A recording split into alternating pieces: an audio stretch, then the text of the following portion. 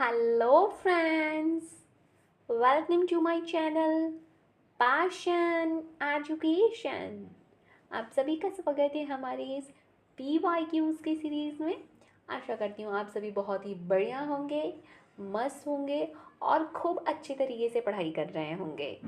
PYQs की series में हम डिस्कस कर रहे हैं GPSC क्लास 1-2 एग्ज़ाम जो कि कंडक्ट कराई गई थी 7/1/24 को, उसका पेपर 2। जी हाँ, जितने भी लोग नए सिरे से जुड़े हुए हैं, पहली बार इस वीडियो को देख रहे हैं, तो उन्हें बता दूं मैं कि हम डिस्कस कर रहे हैं पेपर 2 को। और जैसा कि आपकी स्क्रीन में लिखा हुआ है डिटेल एक्सप्लेनेशन के साथ, यानी कुछ इस तरीके से उस क्वेश्चन में दिए गए हुए टॉपिक को हम बहुत ही चीर फाड़ करते हुए डिटेल में डीप में जा कर के समझेंगे, ताकि उन टॉपिक पर से वापस दोबारा कभी कोई क्वेश्चन बनता है तो आप बिना हिचकिचाए सही आंसर टिक मार्क कर सकें। तो जितने भी भाई बंधु हमारे, जितने भी कैंडिडेट एस्पिरेंट्स इस वीडियो को पहली बार देख रहे हैं, हमारे चैनल पे नए हैं, उनसे अनुरोध है हमारे चैनल से अपडेटेड रहने के लिए सब्सक्राइब कर लें। वीडियो को अंत तक देखने के बाद सुनिश्चित करें कि आप इसे लाइक कर रहे हैं, अपने दोस्तों के साथ शेयर कर रहे हैं और कोई भी डाउट होने पे कमेंट करके पूछ लें। दोस्तों, PYQs की सीरीज़ को कंटिन्यूटी रखते हुए आज हम पहुंच गए हैं क्वेश्चन 91 पर। जी हाँ, किसी भी पेपर के अंदर, जैसे कि आपको पता हो GPSC क्लास 1-2 के अंदर पेपर 1 और पेपर 2 होता है और दोनों के अंदर ही 200 क्वेश्चंस होते हैं। तो पेपर 2 के अंदर हम पहुंच गए हैं 91 क्वेश्चन पर, यानी आज तो हम हमारा जो 100 क्वेश्चन वाली सेंचुरी है उसे पूरा ही कर लेने वाले हैं। ठीक है। अच्छा, यहाँ पे मैं रुक करके एक बात कहना चाहूँगी आप सभी से कि मैंने नोट किया है कि मेरे वीडियोस पे जो हैं जितने लोग देख रहे हैं उतने लोग की गतिविधियाँ कुछ पता नहीं चल रही है, मतलब लाइक क्यों नहीं कर रहे हैं, और अगर अच्छा नहीं लग रहा है, कुछ समझ नहीं आ रहे हैं, तो मैं बार बार कहती हूँ कि अगर आपको कोई डाउट है या फिर कोई चीज़ें रह जाती है जो आपको अच्छा नहीं लग रहा है या फिर कोई भी चीज़ है, तो आप उसे कमेंट कीजिए ताकि मुझे भी पता चल सके कि कहाँ सुधारना है, क्या चीज़ें और ऐड ऑन करनी है। बिकॉज़ मैं चाहती हूँ कि मैं आपको जो वीडियो प्रोवाइड करूँ वो वैल्यू एडेड हो, आपके प्रिपरेशन के अंदर बहुत ही हेल्पफुल हो। ऐसे ही आप अपने आधे घंटे कहीं पे भी वेस्ट ना कर दें। एंड राइट, वो चीज़ ध्यान में ही रखते हुए मैं इन कंटेंट को प्रिपेयर करती हूँ। इस कंटेंट को प्रिपेयर करने में बहुत ही मेहनत लगती है एंड वो मोटिवेशन के रूप में आपसे चाहती हूँ कि मतलब आप इतने लोग देख रहे हैं तो एक लाइक बटन हिट ना करने का कारण क्या है? क्या वो अंदर से आता नहीं है कि अरे वाह, ये चैनल तो मतलब ये वीडियो तो बहुत ही अच्छा था, बहुत कुछ जानने मिला, एक लाइक बटन हिट कर दे? क्या वो चीज़ अंदर से आती नहीं है आपके, या क्या चीज़ हो रही है, या मेरे एंड से कुछ अभी भी कुछ कमी चल रहा है? मैं बिकॉज़ दोस्तों सच्ची बताऊँ कि मतलब एक जो चीज़ है ना कि आप कितनी भी तकलीफ़ में हो, किसी भी हालत में हो, कोई भी दर्द में हो या फिर कुछ भी हो, मैंने अपना तो टारगेट रखा है कि ठीक है, मुझे इसकी कंटिन्यूटी रखनी है। बट अगर स्टूडेंट्स की तरफ से वो प्यार मिलता है कि हाँ, ज़रूरत है, ये वीडियो आपको हेल्प कर रही है, एटलीस्ट उस सेंस में भी तो आपकी तरफ से वो आता है, तो फिर वो बहुत ही ज़्यादा अच्छा लगेगा कि ठीक है, नहीं नहीं, I have to wake up, I have to do it. उस तरीके से इंटरनल मोटिवेशन तो है ही, बाकी आगे आपकी इच्छा है, वीडियो को देखिए, हेल्पफुल हो जाता है तब तो बहुत ही बढ़िया वाली बात है। बाकी यही है कि एज अ आप गुरु मान लीजिए, आप अपने मान सकते हैं कि कोई आपका फेलो है जो आपकी हेल्प कर रहे हैं, जिस भी तरीके से आप इसे लेना चाहें।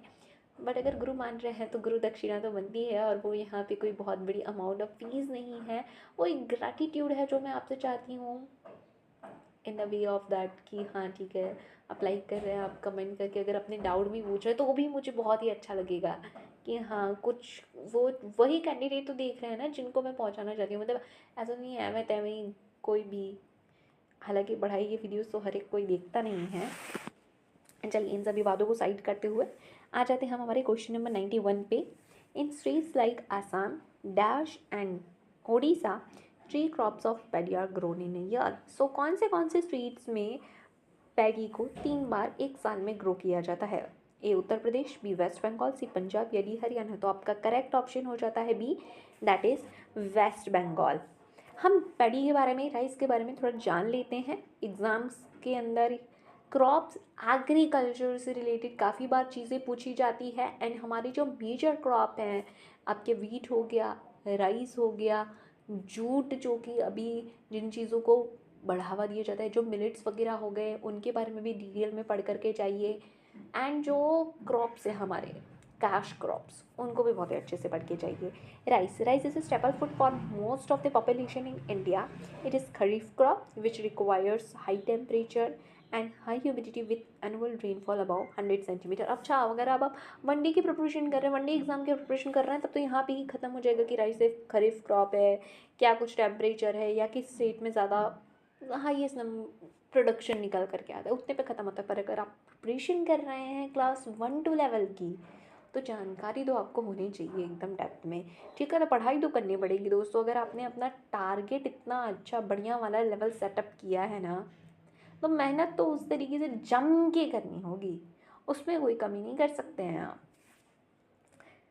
In the area of less rainfall, it is grown with the help of irrigation. In southern states and West Bengal, the climatic condition allow cultivation of 2 to 3 crops of rice in agriculture. ये तो आप southern states की बात कर लीजिए या आप waste Bengal की भी बात कर लीजिए। और हमने आप हमारे क्वेश्चन में ही देख लिया, असम और उड़ीसा भी उनमें से एक स्टेट है जहाँ पे क्लाइमेटिक कंडीशन इतनी अच्छी है कि साल में 3 बार राइस के क्रॉप को उगाया जा सकता है। आपने यहाँ पे देख लिया है कि कितना टेम्परेचर चाहिए, ह्यूमिडिटी, रेनफॉल कितना चाहिए, तो वो सारे ही क्लाइमेटिक कंडीशन इन स्टेट्स में अवेलेबल हो पाती है।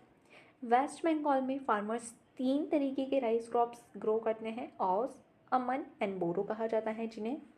About 1/4 of total crop area in India is under rice cultivation, यानी जितना हम क्रॉप उगाते हैं उसमें से 1/4 हिस्से का जो 1/4 हिस्से की जो लैंड है उस पर हम क्या ग्रो कर रहे हैं, अकेले राइस ग्रो कर रहे हैं।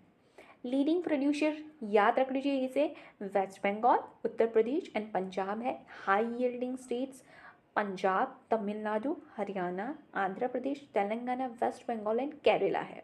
इंडिया का जो रैंक आता है ग्लोबल लेवल पे अगर हम बात करें, सो it is a second largest producer of rice after China. तो हमारा रैंक राइस के प्रोडक्शन में सेकेंड है, याद रखिएगा, इस चीज़ को नोट कर लीजिएगा।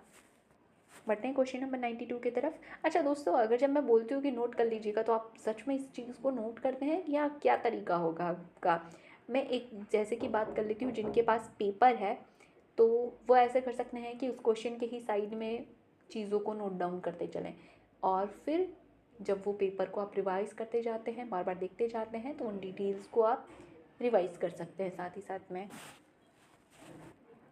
Question number 92, the mines and minerals Regulation and Development Act 1957 was enacted so as to provide for the regulation of mines and development of minerals under the control of Union. The aforesaid act was amended in year 1958, 72, 86, 87, 1994 and 1999. Secondly, the first national mineral policy was enacted by central government in 1993, paving way for liberation of mining sector. Third, Government of India replaced the National Mineral Policy 1993 with a National Mineral Policy 2008 on 30th March 2008. And fourth statement बता रहा है, national mineral policy 2021 for non fuel and non coal minerals was introduced.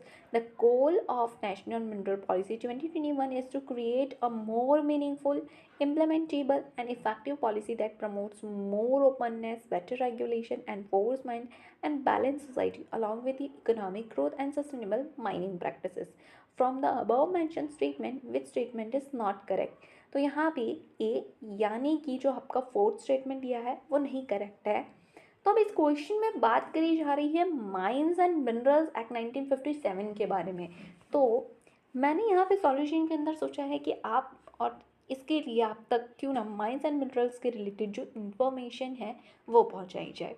सो यहाँ पे mines and mineral development and regulation act 1957, the primary legislation governing mining in the country has been amended several time, बहुत ही बार इसे amend किया गया है। और ये जो एक्ट है वो क्या करता है, सो ये लेजिस्लेट करता है माइनिंग को। कुछ गलत कह दिया है मैंने, ये गवर्न करता है माइनिंग को। आई थिंक मैंने लेजिस्लेशन वर्ड यूज़ कर लिया। Under this private company could also get prospecting license or mining license and could even apply for early stage or greenfield exploration through reconnaissance permits. In early 2010, as the mining industry seemed to be gathering momentum, concern about favoritism, misuse, ठीक है, तो 2010 के अंदर ये देखा गया कि mining industries को क्या ये बहुत ही ज़्यादा मोमेंटम उनको मिलने लगा, और इस टाइम पे ये कंसर्न उठ कर के आए कि जो अलोकेट किया जाता है माइंस, उस अलोकेशन के प्रोसेस के तहत फेवरेटिज्म, इन सभी चीज़ों का मिसयूज़ हो सकता है, जो कि अपने misuse started coming up on the allocation of two G spectrum and natural resources like coal blocks. ये सारे केसेस आपने सुने होंगे। उस दौरान जब चीज़ें हुई तब इस एक्ट के अंदर अमेंडमेंट लाना शुरू किया गया। Supreme Court ruled in 2012 that first come and first serve method of resource allocation was vulnerable to manipulation, favoritism and misuse, asking government to adopt a transparent method. 2012 में सुप्रीम कोर्ट कहता है कि ये जो आपके मेथड है ना, first come and first serve, यानी कि जो पहले आएगा उसको ही हम क्या करेंगे, वो माइन अलोकेट कर देंगे।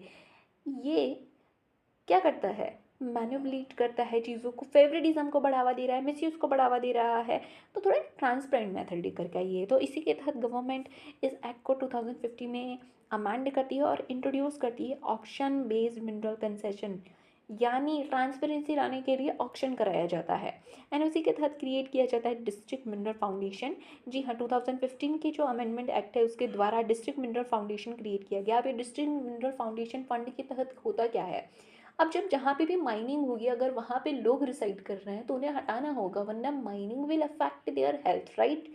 तो for the welfare of affected communities establish a national mineral exploration trust to promote exploration and impose stricter penalties for illegal minings.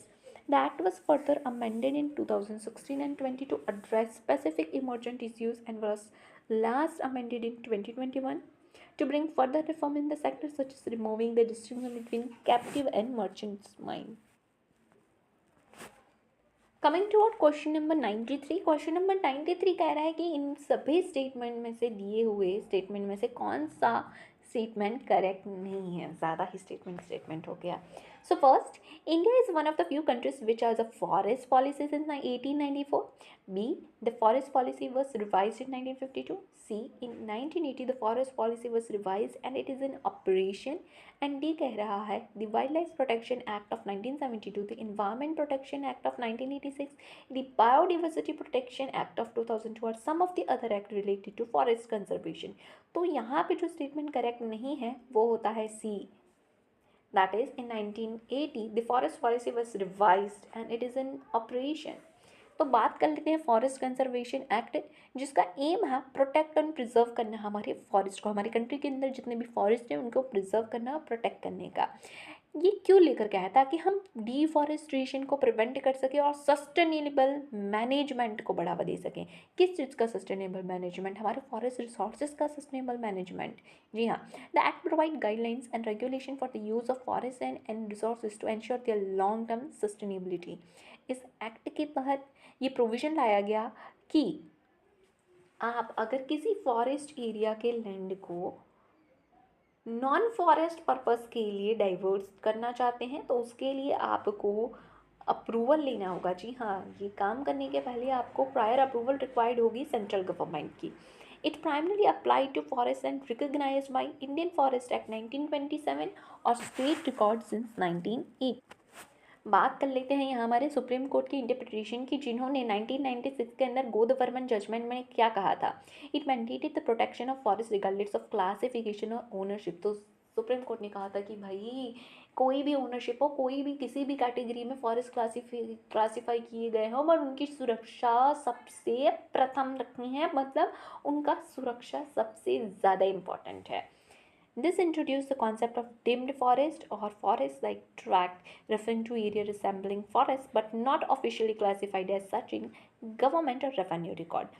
बात कर लेते हैं जो recent forest conservation amendment 2023 pass किया गया है, जिसका एम है to bring clarity and address concern surrounding deemed forest. Deemed forest को लेकर के जो जितनी भी कन्फ्यूज़न रह गई है, ठीक है, उसको लेकर के जो कंसर्न लगे हैं उसे क्लियर अप करने के लिए ये अमेंडमेंट एक्ट लाया गया था।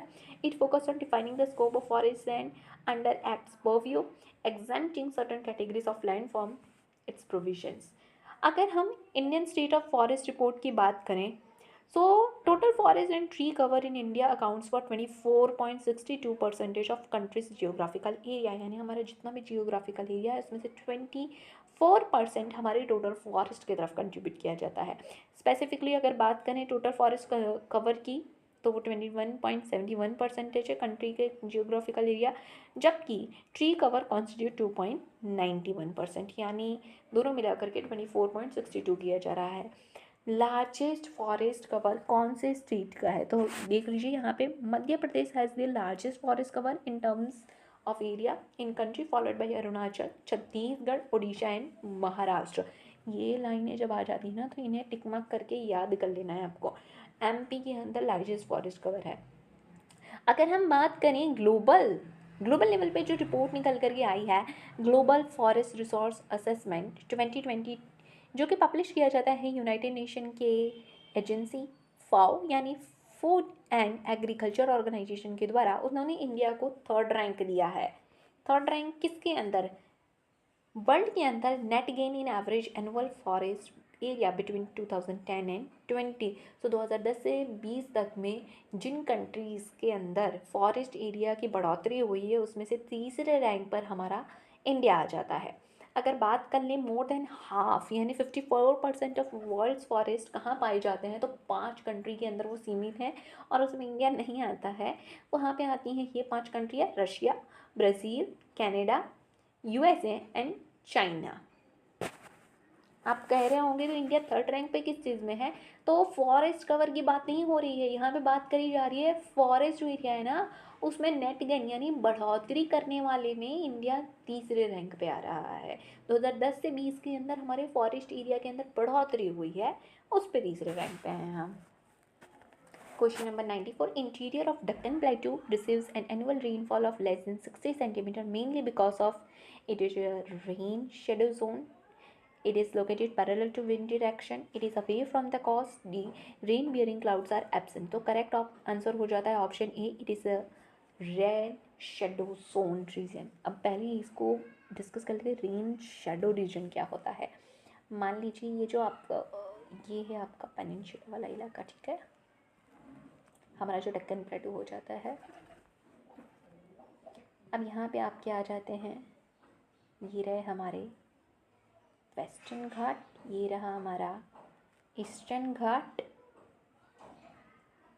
अब देखिए समझाने में कुछ भी कमी छोड़नी नहीं हो, अगर जियोग्राफी की बात आ जा रही है ना, जियोग्राफी सब्जेक्ट पर से कोई क्वेश्चन है तो पूरा डायग्राम ड्रॉ करके आपको समझा रही हूँ। तो अब यहाँ पे यहाँ आपका दायित्व हो जाता है कि जा करके फटाफट से आप लाइक कर दें, अपने दोस्तों के साथ शेयर कर दें एंड कमेंट कर दें।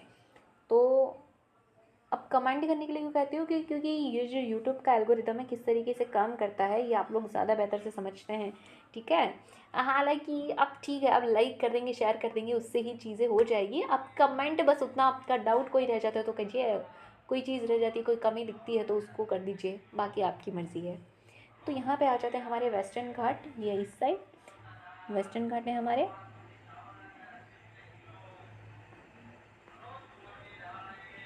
और यहाँ आ जाते हैं हमारे ईस्टर्न घाट, ठीक है। मैं ई जी कर देती हूँ।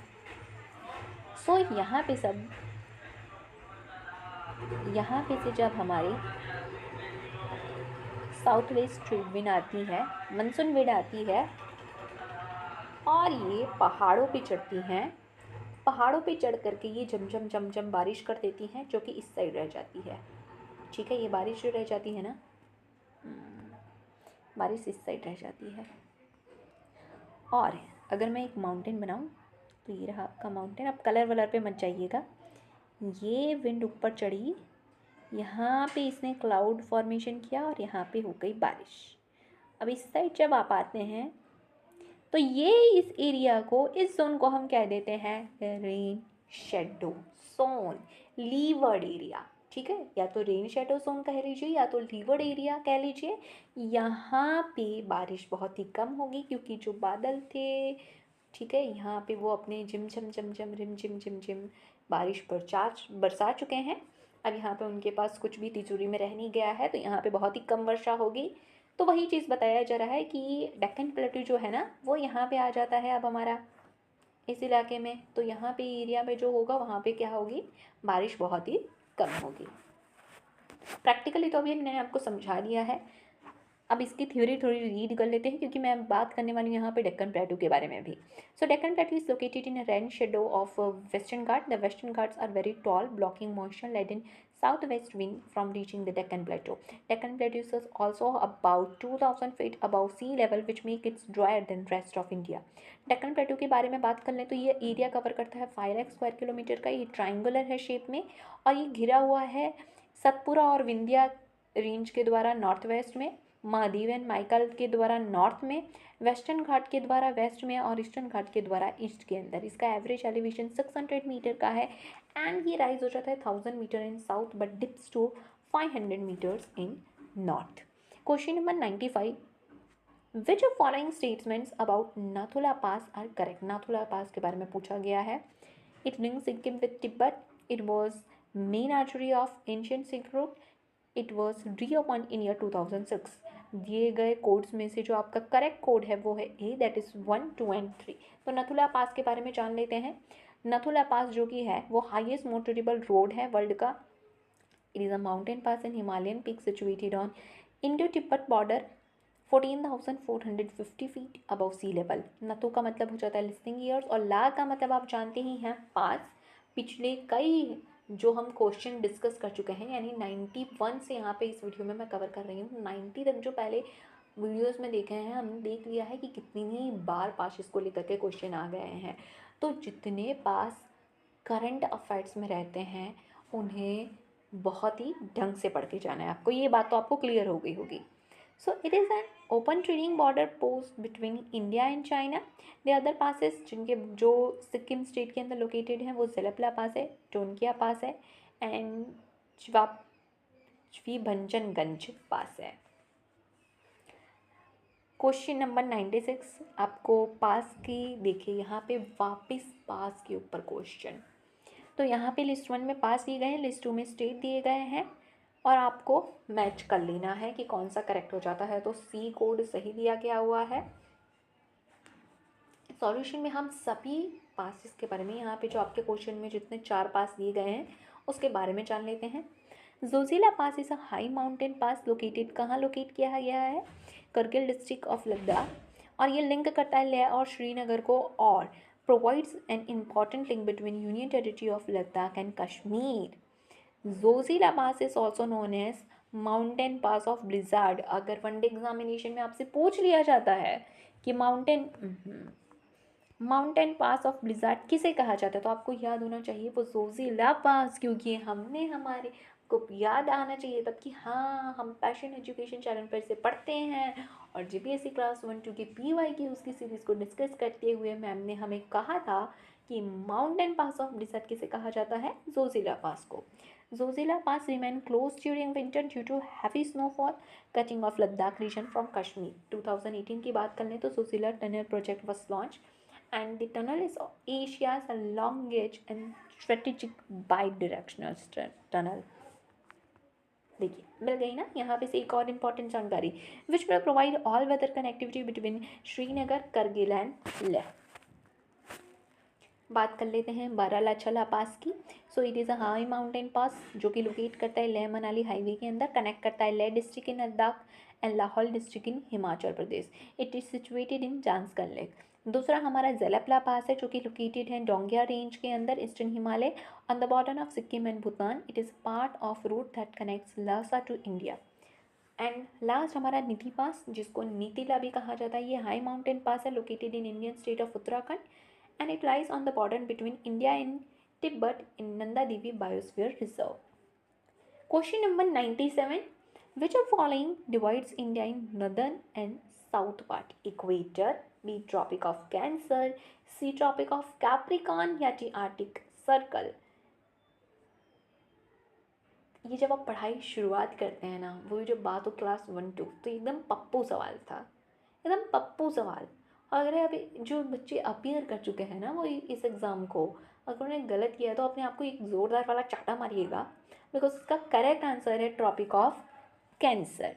ट्रॉपिक ऑफ कैंसर के बारे में जान लेते हैं। It is an imaginary line at an angle of 23.50 degree north from equator. The tropic of cancer passes through 17 countries, 3 continent and 6 water body. ये जो फैक्चुअल डेटा है ना, याद कर लीजिए, एकदम बढ़िया से याद कर लीजिए। अब मैंने इन्हें डिवाइड करते हैं कॉन्टिनेंट्स के बेस में। ये कौन से 17 कंट्रीज है कॉन्टिनेंट के बेस में। नॉर्थ अमेरिका में देख लेते हैं, बहामास, आर्किपेलागो, मैक्सिको आ जाता है। अफ्रीका के अंदर आ जाता है इजिप्ट, लीबिया, नाइजर, अल्जीरिया, माली, वेस्टर्न सहारा, मोरिटनिया। एशिया के अंदर आ जाता है Taiwan, China, Myanmar, Bangladesh, India, Oman, UAE and Saudi Arabia. Water bodies कौन सी है, ट्रॉपिक ऑफ कैंसर से लेकर के कौन सी जगह से पास होता है, ऐसे सारे क्वेश्चंस बहुत बनते हैं। वाटर बॉडीज़ पे बन सकता है Indian Ocean, Atlantic, Pacific, Taiwan Strait, Red Sea, Gulf of Mexico. ये देखिए सबसे पहली लाइन क्या लिखी गई है, tropic of Cancer is only latitude that pass through India. So Tropic of Cancer ही वो है जो इंडिया से पास होता है। तो अब जो भी बुद्धू बच्चा होगा जिसने इक्वेटर या कुछ भी टिक करके आया होगा ना, सच कहा मैंने कि थप्पड़ मार लीजिएगा खुद को। Tropic of Cancer pass through 8 Indian state. याद कर लीजिए वो कौन से 8 स्टेट हैं, Gujarat, Rajasthan, Madhya Pradesh, Chhattisgarh, Jharkhand, West Bengal, Tripura and Mizoram. Mahi river, ये देखिए आपके लिए एक और बहुत ही अच्छा डेटा।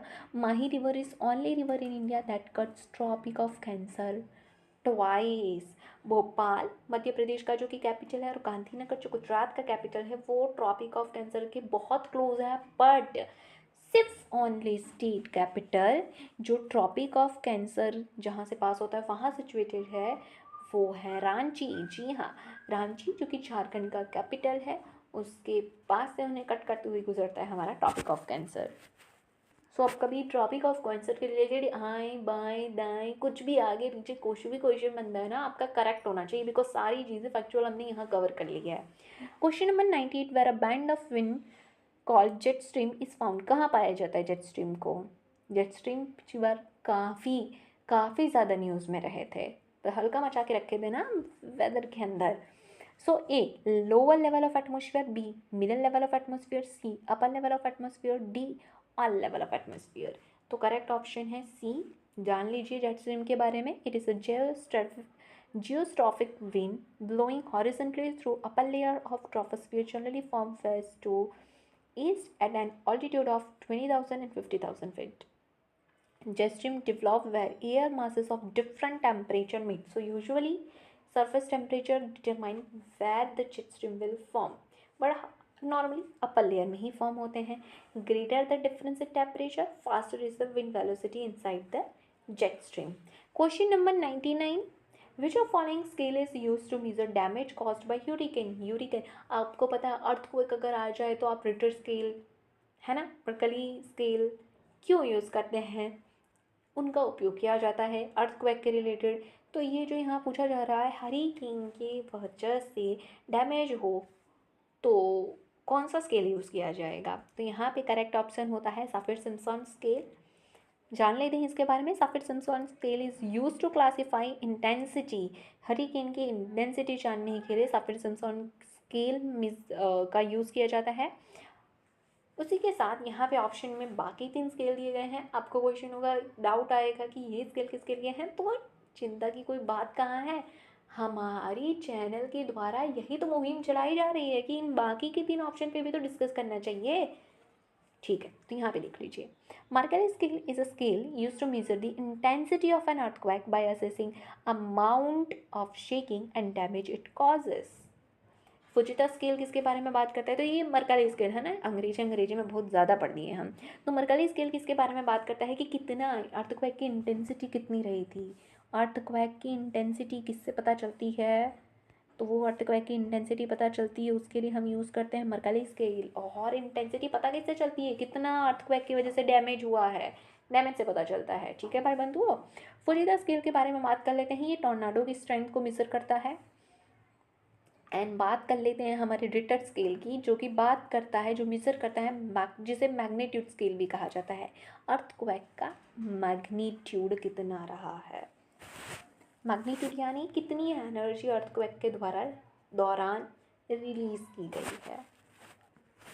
सो हाँ दोस्तों, तालियां बजा लीजिएगा। पेपर 2 का 100 नंबर वाला जो क्वेश्चन है हम उस पर पहुँच गए हैं।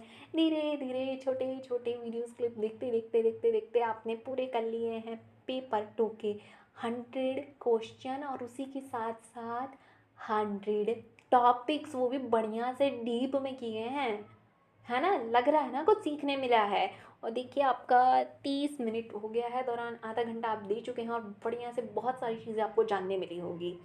तो इसलिए चैनल को सब्सक्राइब करना तो बनता है, ऐसे ही कुछ भी करने के लिए तो बोल नहीं रहे हैं, है ना। ये तीसरी बार हो गया है वीडियो की शुरुआत से अंत तक के मैं 30 बार बोल चुकी हूँ कि सब्सक्राइब कर लीजिए, सब्सक्राइब कर लीजिए। काहे समझ नहीं रहे हैं, कर लीजिए ना सब्सक्राइब। ठीक है। What is the most important element of a climate? Climate का सबसे इम्पॉर्टेंट एलिमेंट कौन सा है? अब यहाँ पे ये जो 4 ऑप्शन दिए हैं ना, उनमें से जिन बच्चे ने बेहतर तरीके से पढ़ाई की होगी ना, वहीं वो बिना हिचकिचाए बिना कोई कन्फ्यूजन के इसको टिक मार्क कर पाएगा। Because rainfall, pressure, humidity, temperature. तो आपको बता दें टेम्परेचर करेक्ट ऑप्शन हो जाता है। सबसे पहले समझ लीजिए क्लाइमेट क्या है। जो वेदर होता है ना, उसमें लॉन्ग टर्म चेंज की जब बात करते हैं तो उसे कहा जाता है क्लाइमेट। वेदर क्या बताता है? किसी जगह का तापमान कैसा रहता है एक दिन से लेकर के एक हफ्ते तक के लिए। बट क्लाइमेट वही बात करता है, क्लाइमेट कहता है लॉन्ग पीरियड के लिए वेदर कैसा रह रहा है। तो यहाँ पे कहा जा रहा है weather is a change in a temperature और nature in just few hours, while climate it is defined as average weather at a place और a particular period of a time और over a number of years. 7 important element है जो climate को affect करते हैं, पर हम तो इंपॉर्टेंट वाला देख चुके हैं, टेम्परेचर है हमारा। ठीक है। टेम्परेचर किसे कहा जाता है? अमाउंट ऑफ हीट और coolness present in air. Air कितना गर्म है या कितना ठंडा है उसके टेम्परेचर से पता चलता है, जो कि सेल्सियस या फ़ारेनहाइट में मापन किया जाता है जिसका। प्रेसिपिटेशन यानी defined as a moisture which falls in a form of water और solid form on the surface of earth such as snow, hail, fog, drizzle. Humidity की बात कर लें तो ह्यूमिडिटी कहता है हवा के अंदर आर्द्रता कितनी है, वाटर वेपर कितना है। ठीक है, सॉरी, हवा के अंदर आर्द्रता कितनी कह दिया मैंने, आर्द्रता यानी क्या? हवा के अंदर वाटर वेपर कितना प्रेजेंट है उसी को कह दिया जाता है ह्यूमिडिटी। याद रखिएगा एक चीज़, ह्यूमिडिटी को लेकर के बच्चों को कन्फ्यूज़न होती है कि जब वेदर ठंडा होगा या फिर गर्म होगा उसी टाइम पे होना चाहिए, नहीं। The amount of it varies according to solar radiation and the rainfall, so it is always present whether a hot season और कोल्ड सीजन, कोई भी सीजन हो ह्यूमिडिटी तो प्रेजेंट होगी। हाँ, कम हो सकती है, ज़्यादा हो सकती है, पर होती तो है। Atmospheric pressure. Air always has some weight, and this weight exerted by air is defined as atmospheric pressure. Cloudiness की बात कर लेते हैं। सो क्लाउड हमारे बहुत ही इंपॉर्टेंट रोल प्ले करते हैं एटमॉस्फेयर के अंदर, और ये वेदर को अफेक्ट कर सकते हैं कुछ तरीक़ों से। सोलर रेडिएशन किसे कहा जाता है? जो सन के द्वारा, सन की जो किरणें हैं वो अर्थ के पास जो आती हैं, अर्थ जिन रेज को रिसीव करता है उसी को किस फॉर्म में? शॉर्ट वेव के फॉर्म में। सो शॉर्ट वेव रेडिएशन को ही हम सोलर रेडिएशन कहते हैं। It can not be seen but can be felt. And vitamin D का बहुत ही अच्छा सोर्स है। ठंडी का मौसम चल रहा है तो सूरज की किरणें लेना भूलिएगा मत, क्योंकि वो आपकी सेहत के लिए बहुत ही अच्छा है। और हम सब ये सो भी कर रहे हैं ना, अपना करियर बना रहे हैं, सारी चीज़ें कर रहे हैं, सेहत को लेकर के है। ठीक है। Wind, it is defined as horizontal movement of air in atmosphere और द मूविंग एयर। ठीक है। तो इसी के साथ साथ हमने 1 2 3 4 5 6 7 7 एलिमेंट को कवर कर लिया है। और यहाँ पे बिल्कुल ताली बजाना होता है, बजा लीजिएगा। जो बच्चे फर्स्ट से लेकर के अभी तक 100 क्वेश्चन तक बने हुए हैं, आप सभी का बहुत बहुत शुक्रिया। आशा करती हूँ आपको बहुत सारी चीज़ें जानने मिली होगी, सीखने मिली होगी। हम पहुँच गए हैं इस वीडियो के अंत पे। आप सभी का बहुत बहुत शुक्रिया इस वीडियो को देखने के लिए। अच्छा लगा हो तो लाइक बटन हिट कर दिए और दोस्तों के साथ शेयर कर दीजिए जितने भी बच्चे नए हैं। फिर से बोलने वाली हूँ वही लाइन, चैनल को सब्सक्राइब कर लीजिए। अब क्या करें, बोलना तो पड़ेगा। ठीक है। हंसते मुस्कुराते रहिए और हैव अ ग्रेट डे।